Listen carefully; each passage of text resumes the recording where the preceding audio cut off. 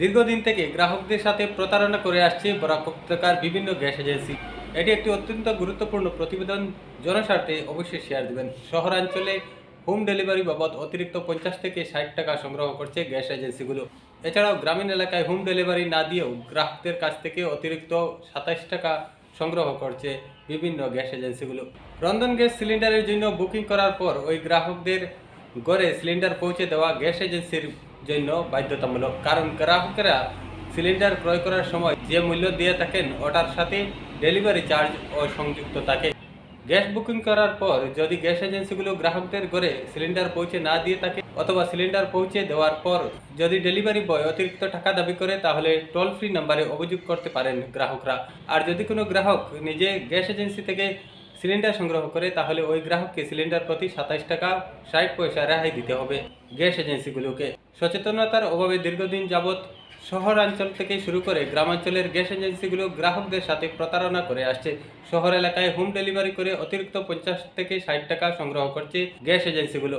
একইভাবে গ্রামাঞ্চলেও 50 টাকা করে সংগ্রহ করা হচ্ছে। এদিকে গ্রামীণ এলাকায় গ্যাস বুকিং করার পর ডেলিভারি চার্জ নিয়েও এজেন্সির তরফ থেকে গ্রাহকদের ঘরে সিলিন্ডার পৌঁছে দেওয়া হচ্ছে না। এছাড়াও কোনো গ্রাহক যদি এজেন্সি থেকে নিজে সিলিন্ডার সংগ্রহ করে, তখন তাকেও ডেলিভারি চার্জে 27 টাকা 60 পয়সা রেহাই দেওয়া হয় না।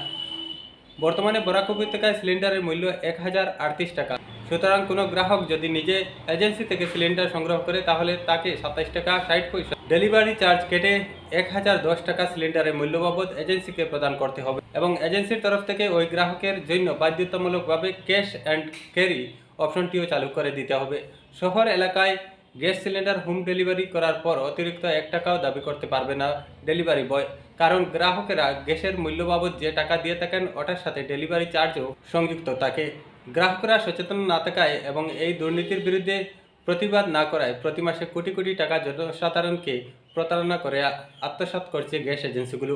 গ্রাহকদের প্রতিবাদ করার পরও যদি কোনো এজেন্সি ডেলিভারি বাবদ অতিরিক্ত টাকা দাবি করে, তাহলে তৎক্ষণাৎ টোল ফ্রি নম্বরে অভিযোগ জানালে এজেন্সির লাইসেন্স পর্যন্ত বাতিল হয়ে যেতে পারে।